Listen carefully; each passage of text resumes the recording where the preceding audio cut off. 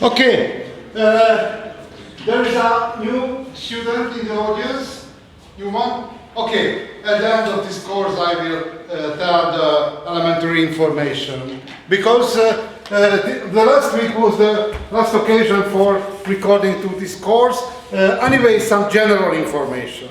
About the general information necessary to mention, this is a lecture. I am the lecturer, you are the audience. This is the most important frame of this university course. This lecture and this course will close to the exam. This is a written exam. I make video records each of my lecture. I will load up a handout about the material of this course, and I want more information which I tell in the frame of lecture. Okay? The list of expected questions I will load up to CoSpace. Okay, this is the elementary information. At the end of this lecture, if there are questions concerning this for this course, I try to answer. Okay, good. The first lectures, I try to focus a definition of concept, because the most important peculiarity of scientific research and scientific knowledge is very important. Clarify the basic terms and the basic concept of analysis, any form of scientific analysis. Basically, on the frame of this course, we try to follow how unfolded the world economy system. According to historical concept, forming of world economy system started on the high Middle Ages, approximately around 12 or 13 centuries. No clear definition, but more or less. The first concept which I had to define my former lecture was the space. The second one, the time. And the last lecture, I started to define the formation of concept of world economy. At the beginning of this course, I spoke about a lot of guiding force we can identify in the history. For example, the prestige and growing economic benefit, a lot of guiding force. But the relation between the guiding force or other guiding force for the minority, intellectual capacity, intellectual curiosity, and so and so. But recently, the most important guiding force of recent world is the economic rationality, economic ration, economic decision, economic success. If somebody open a paper-based newspaper or electronic newspaper, the best news, growing GDP, and the worst is economic decline. But in the past, as mentioned in the former lecture, wasn't, and in the Middle Ages, for example, much stronger was other guiding force of personal life, community of life, for example, bourgeoisie, peasantry, or nobility. But recently, step by step, as approaching to the recent time, increased the importance of economic success, economic rationality, and so on and so on. Okay, look at the history of formation of economic theory of world economic system. In the last week, I spoke about the formation of this theory, and the first scholar, more exactly economist Immanuel Wallerstein, wrote down first time the concept of world economy system. A very interesting history. He's an American economist. His life started not the best frame-based condition, because after the graduated at the New York University as economist, didn't find a job. It's quite a critical period. I remember when I closed my university studies, no any hope for any job. Therefore, I remember the last month increased the pressure, and somehow we try to escape from reality. which is the most useful devices for escape from reality in the European culture circle, consumption of alcohol and the short drinks. Lost the contact for the reality. I remember my memories for the last month about my university studies is very scattered. A lot of floating images there are about it. Okay, but in the Muslim world a little bit other conditions are. But if we are looking at story of Immanuel Wallerstein, no job. Therefore, participated African economic recovery projects. Participated in Zimbabwe, participated in Uganda, but a lot of local economic recovery program directed and participated as employee. And each of these programs failed. Each of that invested quite large, quite huge amount and efforts and so, and no chance for success. And the basic question of for creative person, unsuccess and fail somehow not a problem but a challenge. And try to understand why not able the African countries or regions produce economic recovery. And finally, solution of Immanuel Wallerstein was the basic reason of great and the source of the underdeveloped status of African countries and African regions are great geographical discoveries. Why? Because when Europeans appeared on the African coast, didn't perform the same project like in Americas, central part of Americas, no conquered the local empire. Why? Because the African countries and the African folks lived in the Iron Age. Iron Age mean that was able made iron arms, very efficient for its swords and spears and very efficient devices, very efficient arms and weapons. Therefore, used a very heavy commercial technology. Distributed, I spoke about? Not yet. I spoke about yet. Okay. Distributed a lot of muskets. And in consequence of this story which I told in the last lecture, I remember, joined to the pyramid, how the name is, it's a uneven commercial trade with African folks. Distributed the muskets, firearms, but the local people wasn't able to make gunpowder and the bullets. Therefore, depended coastal kingdoms to the European trade. Okay, but turn back to the first and the final solution of Immanuel Wallerstein, which published in 1974 in very seminal book about the modern world system, world economic system. Formation of global economy, according to conclusion of Immanuel Wallerstein, started at the turn of the 15th and the 16th century. When started the great geographical discoveries? The second important milestone on the history of formation of world economic system, when the first European scholar, Robert Brenner, identified the first seeds of capitalism in medieval agriculture. Why so important? Because it's possible, I mentioned in the former lecture, it was a great discussion that in the Middle Ages, in the feudalism, according to value system, according to socialization, no overlapping surface with the capitalism. Why? Because in the capitalism, the most important rational decision and making benefit, making profit. In the feudalism, saving the social status. If somebody was born in the peasantry, would like to be a peasant. It's very minimal ambition growing up. If somebody lived and was born in the citizenry, the same situation and the nobility.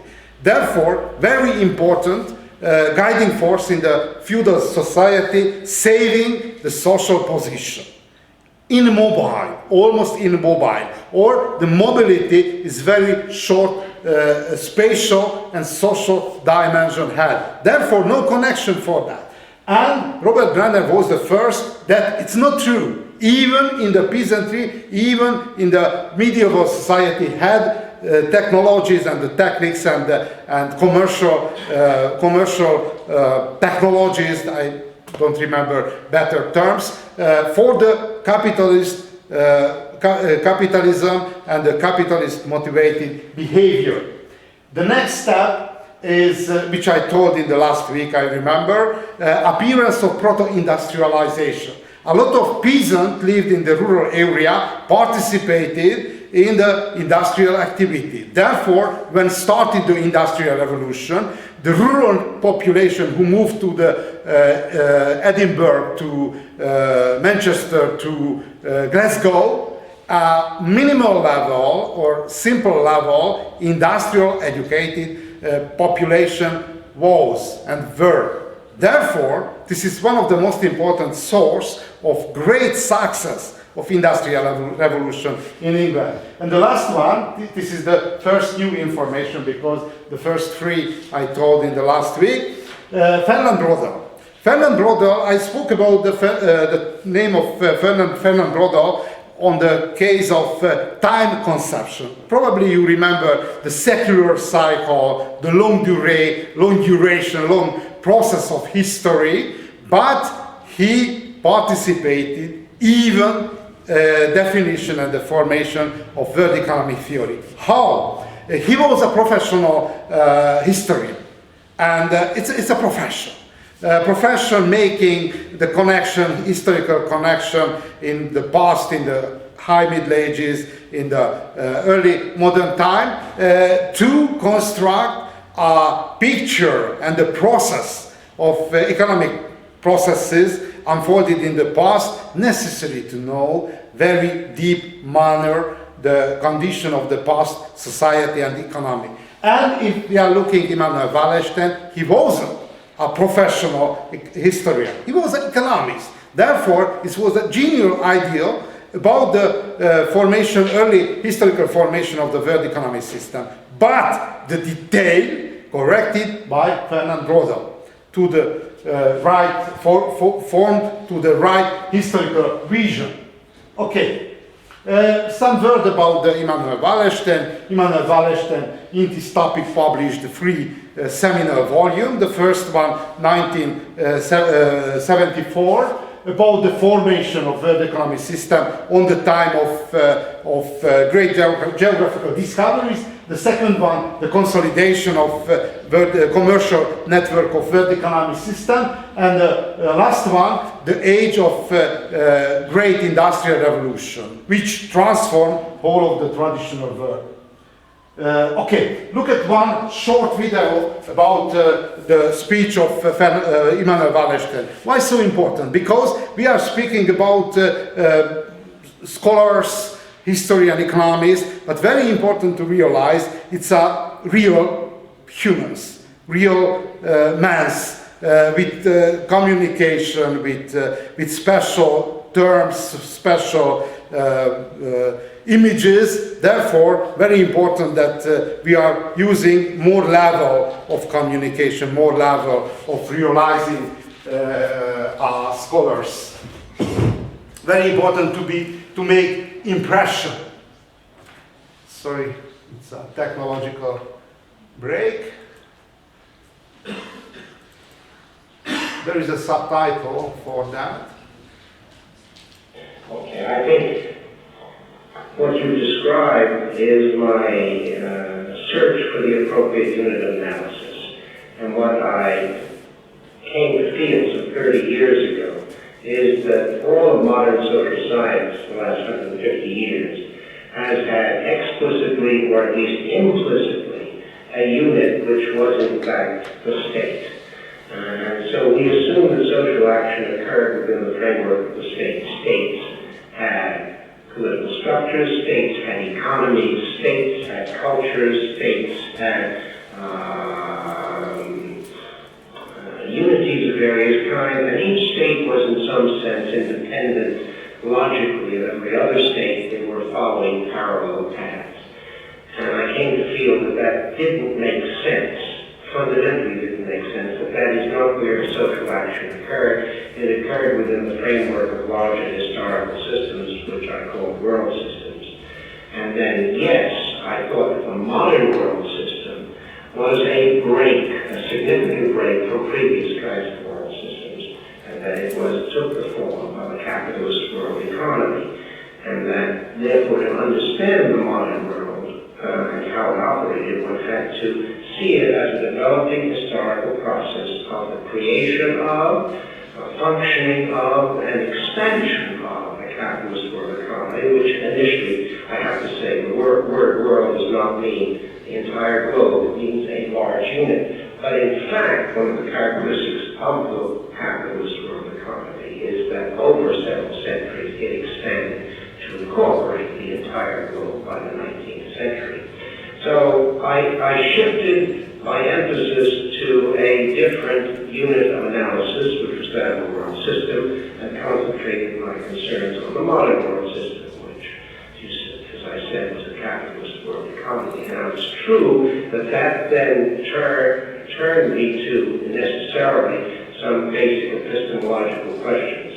I didn't realize that at first, initially, but I realized that when I started getting criticized for not conforming to various epistemological norms that I then realized were widespread and oppressive, if you will, but in any case I thought incorrect. So it is true that I had to turn my attention then to the questions of what is a discipline, what are the boundaries of discipline, what's the logic of the discipline, and then what I now talk of as what are the structures of knowledge that we have constructed to frame the ways in which we think and the ways in which we teach others to think, which is the university system, and whether they're adequate, which I don't think they're adequate, and I don't think they're correct, and I do think they're breaking down, but that's another story.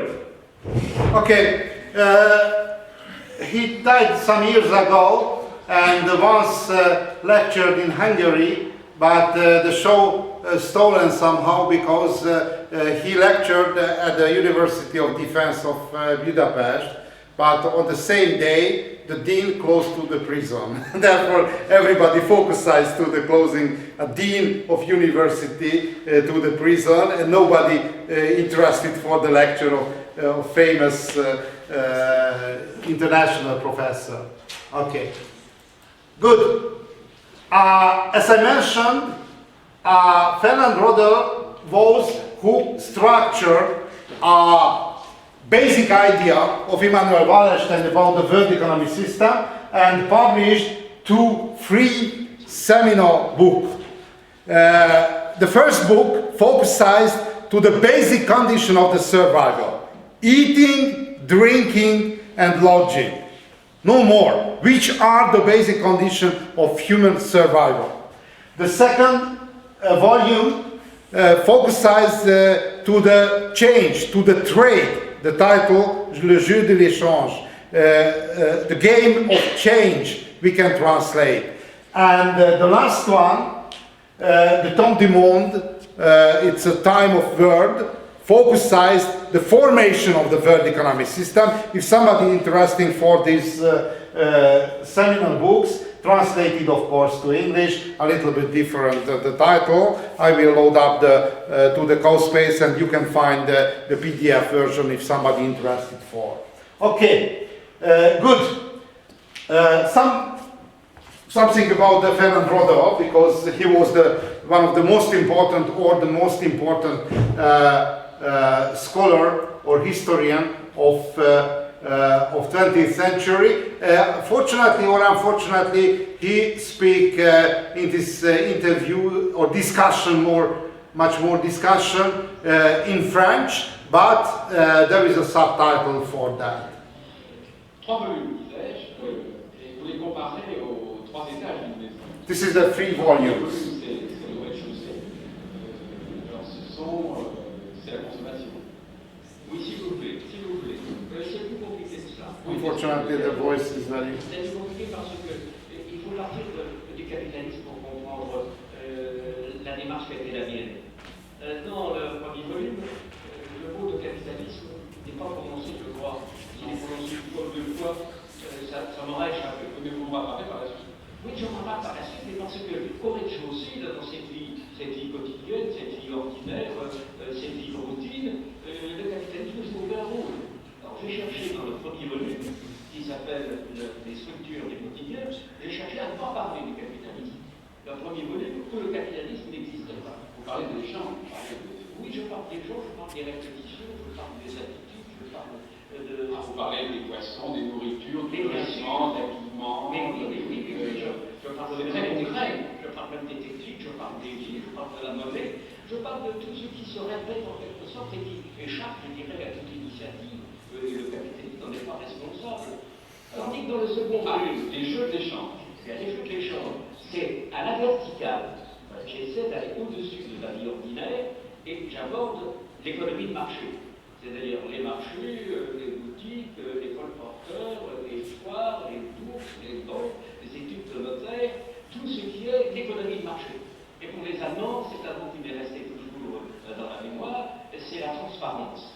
C'est-à-dire que quand vous allez sur le marché, quand vous entrez dans une boutique, vous êtes en face d'une situation qui n'est pas une situation tellement compliquée, vous la comprenez. Quitte à vous tromper, vous la comprenez.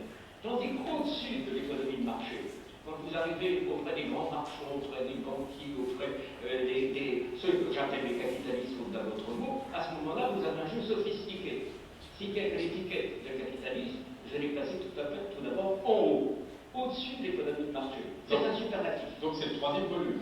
Non, justement, c'est pas le 3e volume. Ça, c'est le second. Et le 3e volume, au lieu d'examiner les choses à la verticale, je les examine à l'horizontale. Une économie a toujours une région centrale, un pôle, une sorte de centre vivifiant avec des conséquences pour les régions voisines. Et cette zone centrale, c'est une zone où le capitalisme existe. Il existe seulement dans la zone centrale. Au XVIIe siècle, il existe à Amsterdam, il existe peut-être dans certaines régions de la France, il existe en Angleterre, il existe peut-être en Hambourg, mais il n'existe pas ailleurs, du moins de cette façon aussi nette, à mon avis. Ces ensembles économiques, c'est ce qu'on appelle aujourd'hui, un mot qui a été dérivé de l'allemand de Weltwirtschaft, c'est ce qu'on appelle l'économie monde. Non pas l'économie mondiale, l'économie du monde entier, mais l'économie d'une zone, d'un morceau de la planète. On dira par exemple la Méditerranée est une économie monde. Un petit peu mieux, mais c'est une Weltwirtschaft, c'est une expression allemande. Alors le mot Weltwirtschaft, avec ce sens un peu double, signifie à la fois en allemand l'économie mondiale et l'économie monde. Alors l'Europe est une économie monde.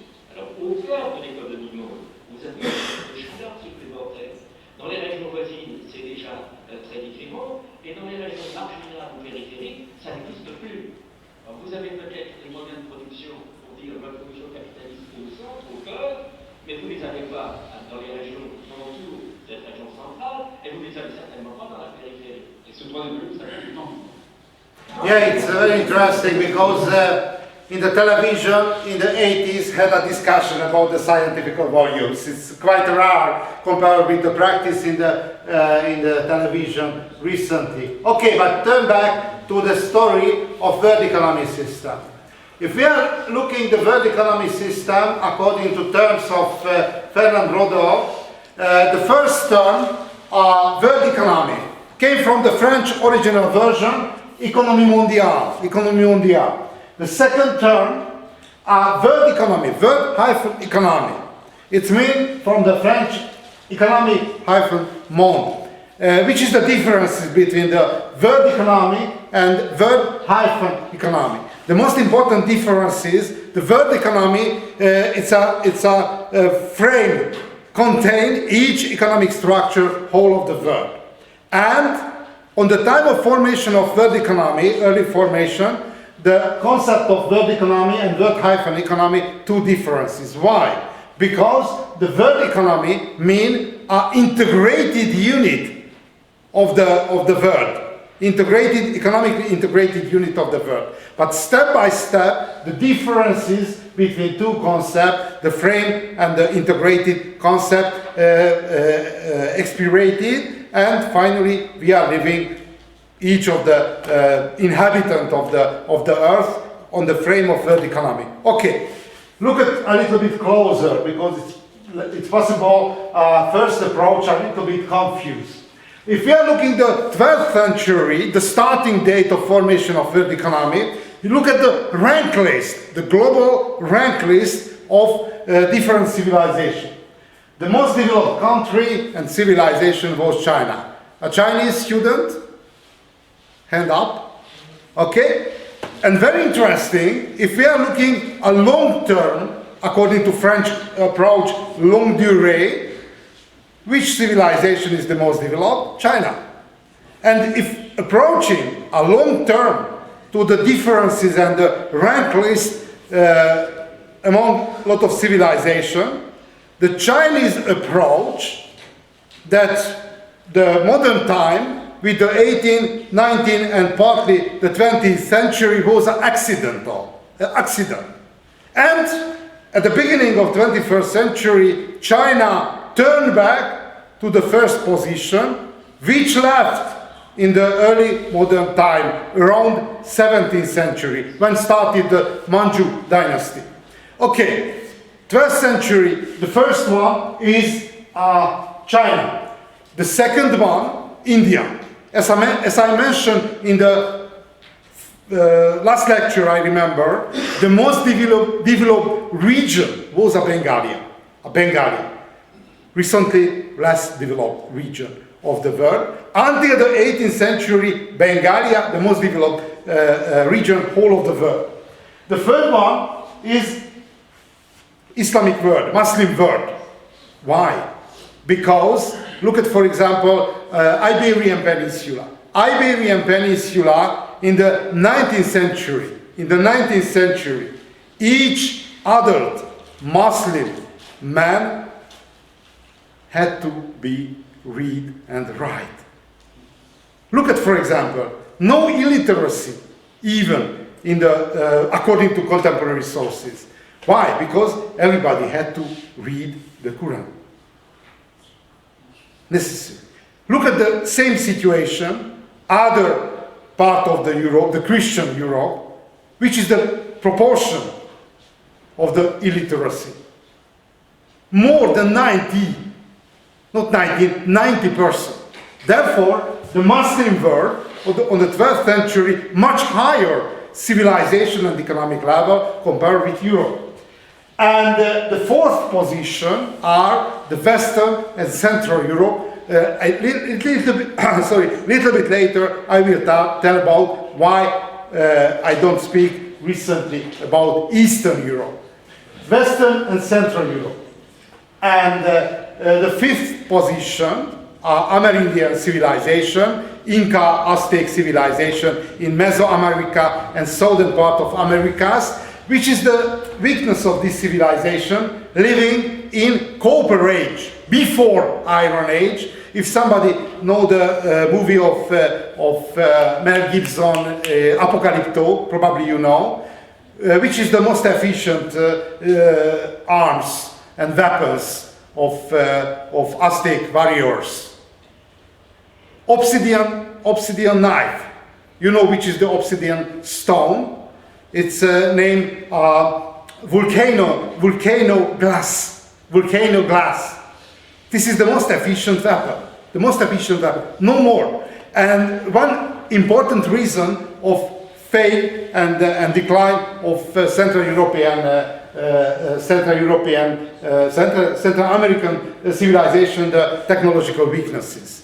But, for example, if it's possible, you know, the Maya mathematician introduced first in the world history the concept of zero, but not so helpful in the battlefield. But intellectually, it's a great innovation.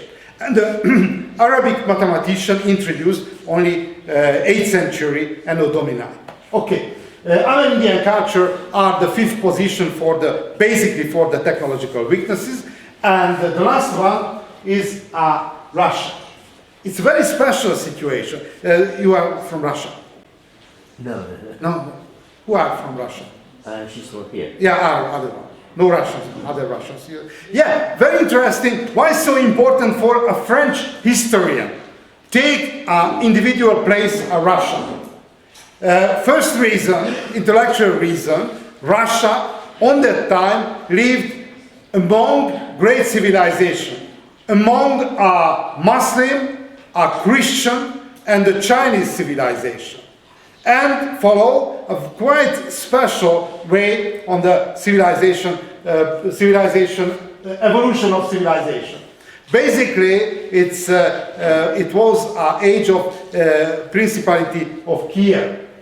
Why so? This is the scientific background. But other way, there is a very special connection, French people for Russians. Somebody know why?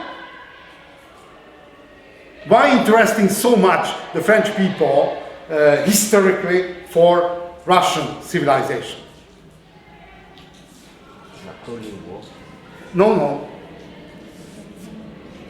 In the 19th century, a language of civilization was a French. And Russian Russian nobility tried to teach French more or less the children. Therefore, at the end of 19th century, the largest French speaker population, after France, of course, on the second position, lived in Russia. And Canada was only the third, because there is a French Canada, probably you know, in the region of Quebec, was only the third. Therefore, in the 19th century and at the beginning of 20th century, the largest French speaker community lived in Russia. Anyway, Russia is a cuckoo a little bit in this list, but the first 5 obviously acceptable. The first one, China; the second, India; the third one, Muslim civilization and Europe. And in the 12th century, only on the 4th position. Our basic question, which I try to present and try to solve, why formed the world economy, one civilization, who located only on the 4th position? Good. How we can define the world economy, economic integration, economic world? Define. It's very important, as I mentioned more times. The first one, an area, sorry, it's a mistake, an area which we can demarcate it well. The boundary of the world economy, we are able to define exactly. Look at, for example, the boundary between Russia and China. This is the Gobi Desert. Passing through the Gobi Desert performed only once a year. This is the, caravan of the Tsar. No more, only once. And 1 year it's not able to travel until Peking or Nanking. Therefore, we can define the boundary. Or look at, for example, the boundary between the northern Africa and southern Africa. A little bit same situation, the Sahara Desert, a boundary which passing very difficult. Or other definition of the boundary, so expensive the trade that no reason trading. This is the economic boundary, definition of economic boundary. Anyway, very important, the economic world, economic integration, we can demarcate it, circumscribe well. First. Second one, directed one guiding leading city. If we are looking the trajectory of European economic evolution, the first leading city was Venice. The second one, was Antwerp, the third one Genoa, followed by Amsterdam, and finally, until the beginning of 20th century, the world economy under direction of London was. Therefore, the normal condition, one leading city, one leading area. Very interesting, taking this element of definition to the recent situation of the world economy. Obviously, we can see recently our world economy system very unbalanced position. Crisis, crisis, crisis. Why? One solution, one conclusion for this unbalanced situation, the world economy, its multi-central position are one core area, United States, in the East Coast area of New York. The second is South Asia, former time Japan, recently much more southern part of China. And the third one is European Union, the weakest one in this rivalry. Therefore, if we are looking according to this definition, which made by Fernand Braudel, this is one reason of the crisis, one reason of the problem in the function of world economic system, no clear leading area. But more rival leading area are, which try to pushing down the rivals. And the last element of definition, economically hierarchized area, with core area, peripheral area, and semi-peripheral area. I remember when it happened in Hungary, in the Central Eastern Europe, economic change in 1989, we were very optimistic because imagine that the living standards will rise up to the level of Austria or other Western European countries in consequence to integration to the world economic system. And which didn't happen. Why? Because in the frame of world economic system, there is position for each economic activity and each economic level of under and upper developed area. Why? Because differences of development, of level of development dynamize the function of the world economy. Therefore, even recently, there are feudal economy in the world economy, special position, making service for function of the economic network, and very developed country, very developed economy, and the mid-levels economy too. Therefore, a world economy alone never modernize the local economy. Only find a position which necessary to the function of the network. Okay, later I will return to the problem, but recently we are on the level, on the step of definition. The core area, very easy to define. The core area, there are the most developed, for example, infrastructure, the most developed form of the service, and most expensive, obviously. The peripheral area, the most underdeveloped area, some level, no using of money, but a barter change function between the local people. But the basic question, the most difficult question, how we can define the semi-peripheral area, which very close to the core area, but how we can changing the boundary between the core and the semi-peripheral area. Fernand Braudel,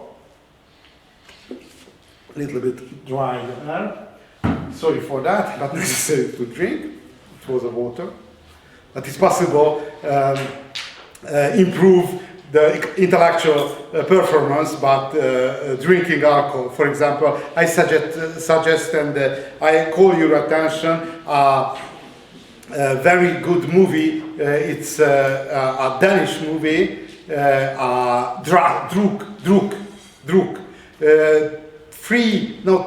four secondary school teacher. There is a midlife crisis, and somehow read one philosopher's work that it's a minimal level of alcohol improve the intellectual performance and make experiments and playing the level and according to this movie improve the intellectual capacity. And in my university studies I had one of my teacher who was drunk almost continuously, but he was exceptional because intellectual capacity improved the consumption of alcohol like a cafe. And for example, his moving was very unstable, but intellectually was unbelievable, high level. But in my life I tested sometimes for intellectual and scientific reaction to the alcohol, but my intellectual capacity is down, therefore I'm drinking only water. Okay, but turn back to the definition. The problem is a semi-peripheral. Look at one historical example. At the beginning of this lecture I spoke about why so important the history. Because the history, this is the collective memory. Memory of village, memory of city, memory of folks, memory of nation, memory of civilization. Therefore, open the vision, open the memory, open the efficiency of the memory if we are using a good, well-trained history. Look at, for example, France. France in the early modern time, on the time of Louis XIV, son of the king, because in his empire never down the sun, because southern part of recent United States was a part of French empire. Probably you know the New Orleans, on the time named Nouveau Orleans. This is the name of southern French city. Therefore, it's a huge, the largest empire. The historian name contemporary France. This was the early modern time Russia. Why? Because the population of France at the end of early modern time, 20 million. Look at, for example, the contemporary Hungary, 4 million. Contemporary England, 6 million. Therefore, it's unbelievable populous empire. Second one, very large empire, 600,000 square kilometers. It's unbelievable. No chance for the contemporary technology conquering France.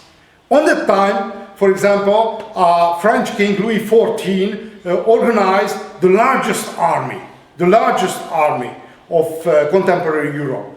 It's 500,000 soldiers served under flag of Louis XIV. The question of us, French Empire, was a core area or not? The solution and the answer is very simple. Wasn't. Why? Because look at the trade. Look at the trade of France. Which were the most important devices of the trade? The large commercial vessels. Large commercial ships. In contemporary Europe had 12,000 large commercial vessels, which were the most important devices organizing international trade. And 6,000, half of commercial vessels sailed under Dutch flags. It means it was a fleet of the Netherlands. Therefore, the material and the products which exported from France, how many quantity? Decided in Amsterdam, never in Paris, never in Lyon or Marseille, but Amsterdam. Therefore, a very seminal and very clear and simple definition of semi-peripheral situation, the crucial economic decision, take or take not in this area. Because the most important international trade decision of France take in Amsterdam. Therefore, France, very developed, very strong and large army based empire, but economically a semi-peripheral area. Or look at Hungary, for example. Obviously, the most important decision for Hungarian economy didn't make in Budapest. We are a semi-peripheral area. Semi-peripheral area. Okay. Good. Look at the concept of Europe. Concept of Europe. Concept of Europe changed a lot in the historical past. The first appearance of concept of Europe appeared in the Greek mythology. And the Greek mythology. According to Greek myth, Europe was a prince, a Phoenician prince. Probably you know this folk, a Phoenician trading folks on the Near East, founded a lot of city-state, Byblos, Tyros, Sidon, and a little bit later Carthage, which make a great military campaign against Roman Empire. But finally, Europe was a Phoenician princess, walked on the seaside of the Mediterranean Sea, and met with Zeus, the most important god of the Greek mythology, Zeus. Somebody know this story? But transformed somehow Zeus, not personally, but transformed to one animal. Somebody know which kind of animal? White bull, very important. Somebody personally met with bulls. Personal. It's very dangerous, very dangerous. How? You work personally with bulls? Yes. It's very hard work, very dangerous. Because I spent my childhood in a small village. I worked together with horses and the cattle and pigs and the others, but only one animal, but no elephant and hippopotamus. One animal, I'm afraid, is a bull. Because it's very dangerous, very strong, almost 800 kilograms or 1 tons, and moving so dynamic, and I'm afraid it's very dangerous. But the white bull is very strange. But you met with bulls who was able to speak and communicate. It's exceptional. Only Zeus able for that. You survived this temptation. Anyway, why interesting for us this story? Because the people who rising up, it's a normal behavior. Everything is ours. We are stealing for example, women's of other folks. Look at, for example, the story of Sabine women's in the Roman formation, early phase of Roman Empire. Or, for example, Hungarian history. Hungarian student up the hand.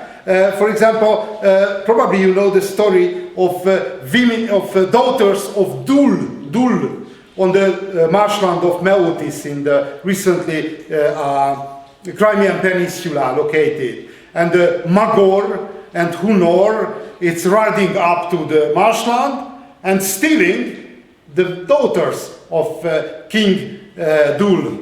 This is the normal behavior which appeared in the early phase of the Greek history. Everything is ours. We are stealing, it's not nobody bothers. Okay, this is the first. Europe, a Phoenician princess. But concept of Europe appeared even in the Greek geography. Europe, a continent, a continental area. A Greek geographer knew 3 continents. The first one is Europe, but geographical forms are a little bit different. The second one, Libya, it's northern part of Africa, and Asia was the third one. But look at the boundary of Europe. Eastern boundary is the Don River. Until the 18th century, age of enlightenment and the formation of disciplines, the science, everybody closed the boundary of Europe on the line of Don River. Why so interesting? Because recently the war between Ukraine and Russia located to the old eastern boundary of Europe. It's very interesting. Activated a very old rupture very old rupture in the European civilization, or reactivated.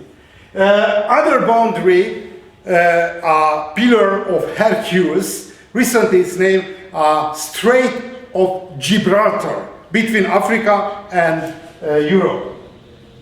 Pillars of Hercules toward Africa. Yeah, and this is a closest map about the line of Don River, which is the area of the war between Ukraine and Russia. And it's very interesting because historical knowledge is, and it's a historical question, why so important boundary?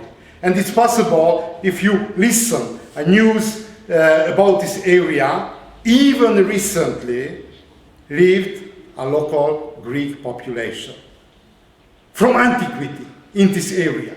Somebody visited in Ukraine? I visited. It's possible, I spoke about yet Odessa. No? Not yet. No? It's very interesting because I am partly geographer. Therefore, when I studied at the University of Szeged in the 80s, the Brotherhood, it's connected to us to eastward, and we participated a field trip in Odessa and the Crimean Peninsula. A very interesting place, because in the antiquity it was a part of Greek civilization. A lot of Greek colony scattered around the coast of Black Sea. And when we arrived to the student hostel, somebody lived in the student hostel? Student hostel? Nobody living in student hostel? Nobody. Subtenant. Everybody subtenant. No problem. But the student hostel, somehow it's a very special community. Very special community form of the living together. And when we arrived to Odessa, a student hostel, first night, switch off the light, appear the cockroaches. You know, it's a very dark, a small dark bugs or insects, and not so easy sleeping well if cockroaches walking our bodies. Therefore, the first night we weren't able to sleep, and complained to the director of student hostel for the cockroaches. But the director knew about the cockroaches and told to us that no problem, because the cockroaches is very calm and peaceful insect and never hurt the student. It's true, it's good arguments. The second night appeared the cockroaches. We applied a lot of prohibited chemical weapons, more 1,000 cockroaches we slaughtered, but no chance, because the background on the tops and the tunes and the tunnels of Odessa, so deep stock are in the lot of 100,000 cockroaches that the third night, 3 nights, if somebody not able to sleep, after, I remember, 150 hours, not able to sleep, die. Without any other symptom. Therefore, if somebody, there is an insomnia, it's not able to sleep, it's very dangerous. Very, very dangerous sickness. But after the third night, we ask a suggestion of local Russian student. It's very good suggestion. If somebody there are abroad, ask the suggestion of the local people. How we can solve the problem of the cockroaches? No chance for slaughtering. Other solution, Russian student told to us, didn't understood why bother us cockroaches, but finally suggested to us necessary to change our motivation toward cockroaches. But how? And suggested to us, buy vodka and drink before sleeping 3 water cup very quickly. And there is a short drink, a very special technology. If somebody very quickly drink 6-7 deciliter, it's turn out the bulb from the brain half hour later. And its function, finally, we slept in very relaxed manner, but woke up following morning with a very dry mouth and very bad brain condition, but no bother the cockroaches. Okay, turn back to the story. It's happened in this area. Therefore necessary to learn from the local people. This is the conclusion. Okay, how change the eastern boundary of Europe? When mapped and make the geographical mapping of Russia in the 18th century performed by a Swedish officer, Philip Johan Stahlenberg, suggested that the river is not good geological boundary between continental area, Asia and Europe. Therefore, suggested the Ural Mountain. Until now, if somebody is speaking about Europe, the eastern boundary is Ural Mountain. But very important to memorize, if we are looking and reading stories about the Middle Ages, the geographical frame is different. Therefore, the meaning of Eastern, Central, Western Europe is basically different because the frame is much shorter before the 18th century. Good. Okay, now expired the time, only change the slide series. I ask you patience. Good. If we are speaking about Europe, recent and modern Europe, we have to define not only the background of Europe, historical background, but the formation of medieval and modern Europe. Why? Because if we are looking at the Phoenician Europe, we are looking at the Greek Europe, or for example, Roman Empire's Europe, basically the core area is Mediterranean Sea and Mediterranean Basin. But recently, the core area of Europe is a continental heartland. A continental heartland.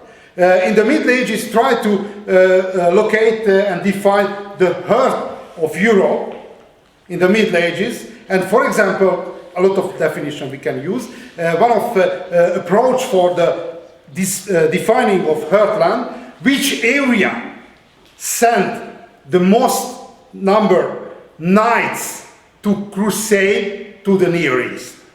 And the core area in the Middle Ages, the richest area, because riding to Jerusalem, not so easy job, or sailing through the Mediterranean Sea, the heart area, the boundary between Germany and France. This is the heart area.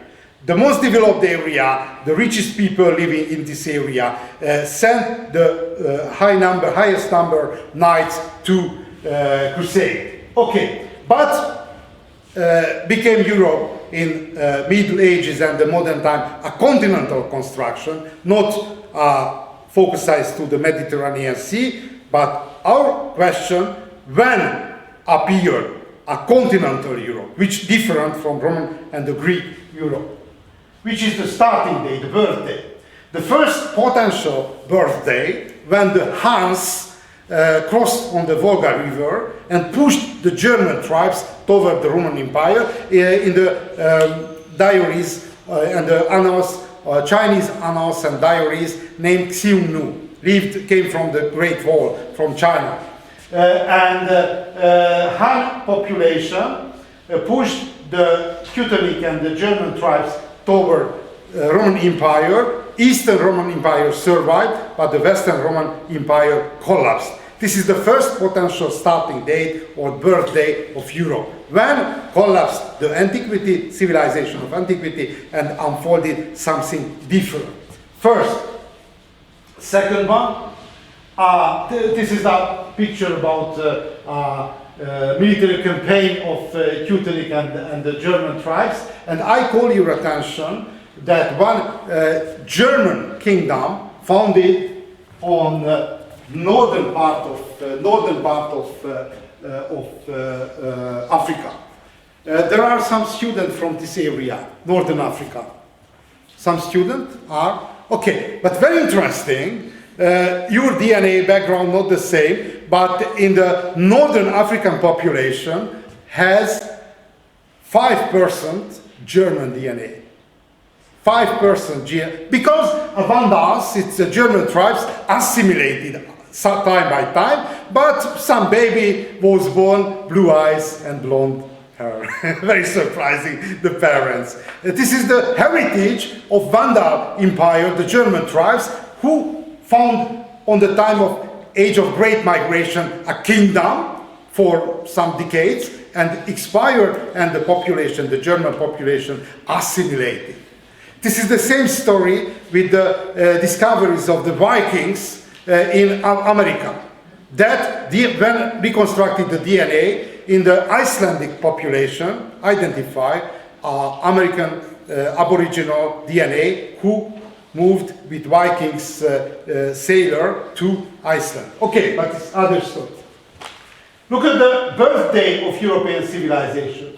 Other typical and generally accepted birthday, closing day of Roman Empire and birthday of medieval Europe, when the last competent emperor, Theodosius, divided two parts Roman Empire. Recently, in the modern enterprise management, this is a typical operation. Too large, the enterprise, and scattering and dividing smaller part, applied by emperor. It's very successful operation was. Why? Because Eastern Roman Empire survived the collapse and the destruction of Western Roman Empire with 1,000 years, one millennium. Okay, other milestone and the starting date, potential starting date of European civilization, when Visigoth kings, German kings,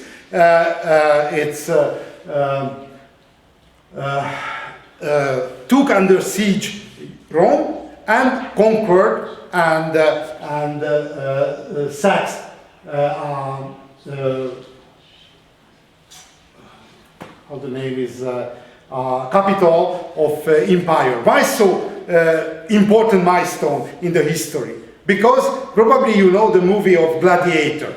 Gladiator. Some years ago, it was a quite famous blockbuster about the story of general of Roman Empire Maximus and the rivalry after the death I don't remember which emperor, death of emperor. Okay, and in Rome, only the praetorians, the bodyguards of emperor, wear weapons. No any other people. And if you know the story, the Maximus alone and not able to calling the legions to the Rome, because in Rome prohibited wearing of weapons, because the last army who sieged with success Rome, it happened 8,000 years before. 8,000 years, not 800, sorry, 800. It's quite late. 800 years before. Therefore, inhabitants of Rome lived in illusion of security. We are unhurtable, because unfolded and happened 8th century, and nobody walked into behind the walls of Rome with weapons. But the German tribes destroyed the illusion of unhurtable position and started a very weak decline of capital of empire.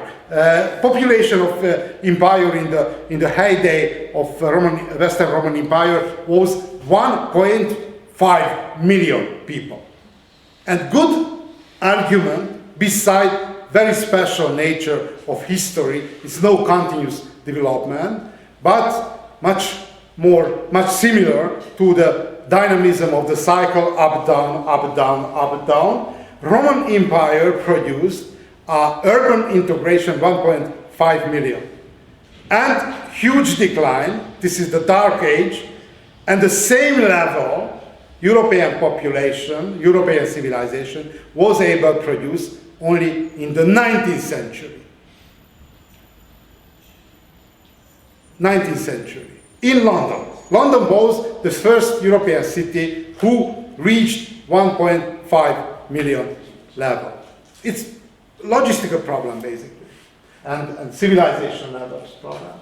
Okay, this is other potential level of closing down of antiquity and starting of Middle Ages. This is the official date. If you open a historical guidebook, 476 official decline. But what happened behind this date? It's very simple operation. Very simple operation.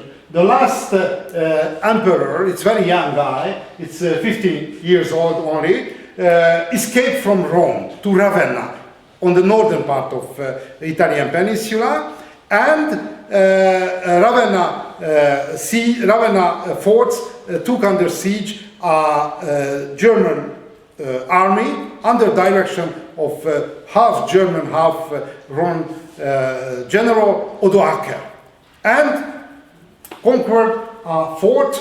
And when after the great assault arrived the troops of Odoacer to the castle of emperor, asked the gadget of emperor, the crown and the sword and everything which necessary, and the gadget of the power of emperor. Nobody died on the close circle, from the close circle of Romulus Augustulus, and Odoacer, general of German army, walked to the port with the gadget of emperor, take to the desk of commercial ship, sailed to Constantinople with the message, we never want to elect a new emperor. It's very simple and peaceful event compared with any other event of the contemporary Europe. This is other official date of the birth of European civilization. And the last one, the starting date of Muslim calendar. When Muhammad and his follower moved after the local conflict from Mecca to Medina.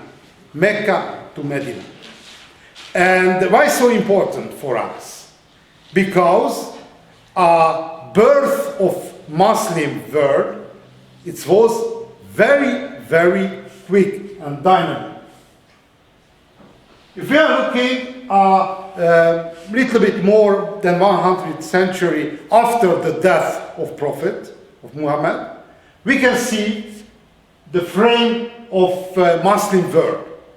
Occupied whole of the southern boundary of Mediterranean Sea, even Iberian Peninsula, the recent Spain, even Near East, and reached a Chinese boundary. Frame for 1 century the most important boundaries of recent Muslim world. Why so important for Europe, the birth of Muslim birth? Because until the great success of Muslim empire formation, Crandall, you know which is the Crandall? Crandall, it's a special bed of baby for help a lot of speaking. The Crandall of civilization was a Mediterranean basin. Each of great civilization since Phoenician or Greek or Roman Empire, the axis of civilization was a Mediterranean Sea. And the Mediterranean integration was the most important strength of this empire. The same plants, the same animals, almost the same climate, the same soil, everything similar. But in consequence of great success of Muslim world, a Mediterranean basin and the Mediterranean Sea became a boundary between two civilizations, Christendom and the Muslim civilization, which pushed northward a Muslim civilization and transformed the profile to continental civilization. Not by chance, this continental civilization named Age of Feudalism, which is the background of the feudalism, ownership connected to the estate. Therefore, the plant farming became the most important activity. 90% of population peasant and 5%, 6% citizen and 3, 4, 5%, it's local differences, noblemen. Therefore, we try to define in modern approach, this was the agriculture-oriented or soil-oriented or continent-oriented civilization. Okay, therefore, this is the most important event which formed the frame and the profile of European civilization. Okay, look at the consequences. The basic problem of new continental civilization that the agricultural technology not usable in the continent. If somebody walked in the forest, for example, we can imagine Europe, the continental Europe, a huge forest with small plain area, but generally a huge forest. In Europe, no lower limit of the forest area in normal situation. If no human population, without human population, whole of Europe officially covering its ecological normal vegetation is a forest area. But a very light plowing, this is a plowing technology applied in the Mediterranean Sea, not usable. If somebody visiting in the forest, everybody visited in the forest, I hope. If hewing down the tree, it's not enough condition making arable land, because the roots of forest and bushes and everything, it's interwoven the soil. Therefore, clarifying and clearing a forest area, it's a long operation. It's a very long operation. First. Secondly, the basic problem that the soil in the Mediterranean area is very light, very easy. Not by chance in the Mediterranean area using a scratching plow and the drought power enough 2 slaves or 1 cattle, no more. But the brown forest soil so not hard that light scratching plow not able to plowing up. Therefore, a Mediterranean technology is unusable. Therefore, necessary to invent a new technology. This process named, sorry. Jump a little bit, we will return. Okay, what about I speaking, this is the medieval agrarian revolution or agricultural revolution. I will jump up a little bit later to the theory of challenge and answer. The first great innovation, a heavy plow. Why so important the heavy plow? I show one picture about it a little bit later. Heavy plow. Asymmetrical heavy plow. Because a heavy plow able to plowing a very hard brown forest soil. But the basic problem with the heavy plow, that the drought power, not enough 2 slave or 1 cattle. At least 10 cattle or 6 horses necessary. But no family, his head animal husbandry, it's so large. Therefore, one important social consequence of agrarian revolution, local peasant in the villages community necessary to cooperate. A cooperation. Heritage of cooperation, because 90% of contemporary Europe, peasant, majority of population. And when started civilization, European civilization, the first operation which necessary to learn, everybody. Not only on the cloud area of the society, everybody. In the smallest villages, the skills of cooperation. Skills of cooperation. Even though, it's very interesting, so deep flow in the European civilization, the skills of cooperation. In the 10th and 11th century, the peasant of European civilization not able to survive without learning the skills of cooperation. No family with large animal husbandry, therefore necessary to cooperate 1, 2, 3, 4 families. Okay, heavy plow. The second one, rotation system. Rotation system, because in Europe, most important cereal is the wheat and the rye. You know, these two kinds of cereal. And these cereals, wheat and rye, a little bit later I will speak about, exhaust the soil.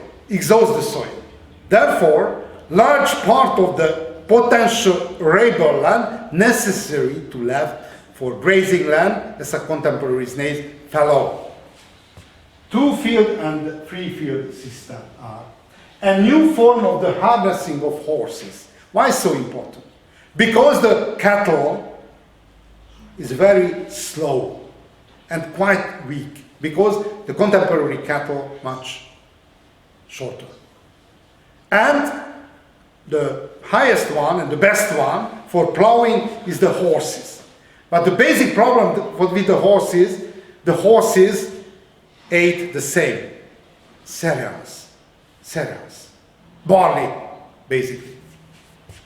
Okay, this is the basic differences between the Mediterranean soil is a light terra rossa and the brown forest soil, which much more necessary to plowing. And very interesting, and call your attention, a new branch of history, environmental history. Environment, a physical environment, able to not determine but oriented the profile of civilization. A profile of civilization. And if, for example, looking at history of Muslim civilization, very important, a trade and the desert area. In Europe, the same function are then in the Muslim civilization, the desert area, the brown soil area. Heavy plow, I spoke about the heavy plow. Heavy plow, recently there are a lot of discussion, it's usable or not usable in the modern economy, but not a topic of us. In the early medieval history, this was a great solution, and without heavy plowing, wasn't able founding the economic background of European civilization. It was a great innovation. And very interesting, the story, okay, look at one movie about the using of heavy plow.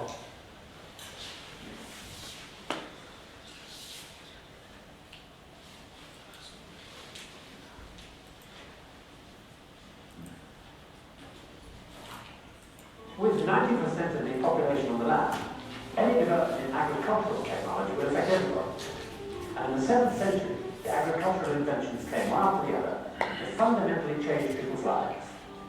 The first was a new kind of plough.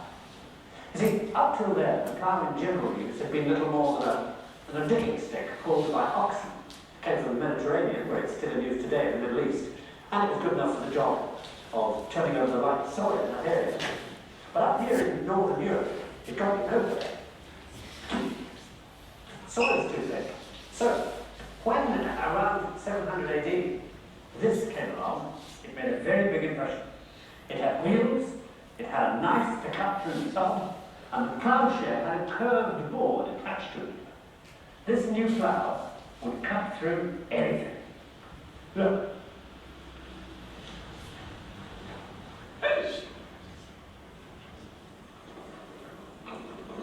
You see what the knife does?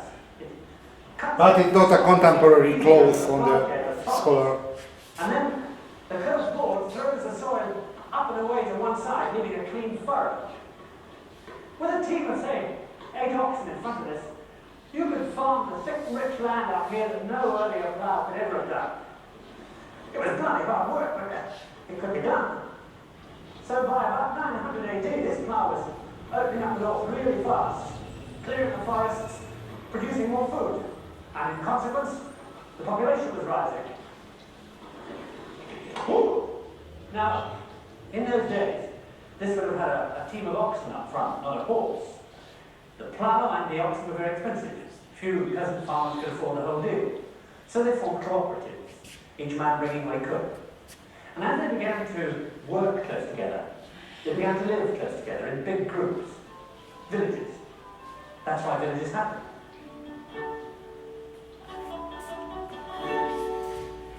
Yeah, but as I mentioned, in the contemporaries used more number draw power, but the reason that the smaller one, this plow is a smaller one, and in consequence of breeding, size of the horses step by step increased, because there is a different strategy of the breeding. But this is the same situation in the case of humans. Probably you know that on the time of hunting and gathering, before the civilization, the size of the body of hunter-gatherer more than 170 centimeters. It's very tall people. Why?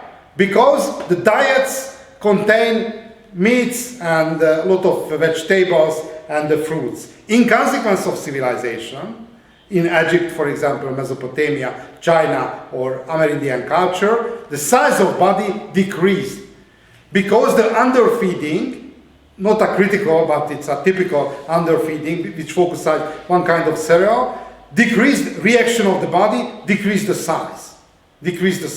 For example, a general size of Egyptian people, 160 centimeters.